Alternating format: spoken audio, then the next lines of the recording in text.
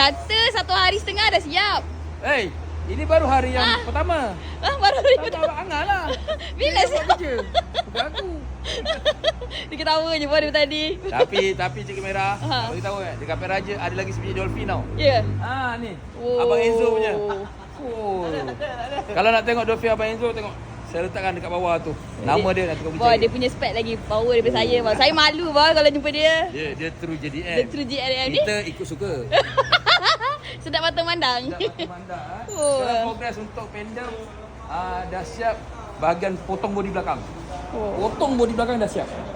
Okey. Nampak dah siap. Oh, kemas sama kemas. Dan sekarang ni tinggal proses untuk masuk dalam painting room. Sebab dalam painting room Abang Angah ni penuh.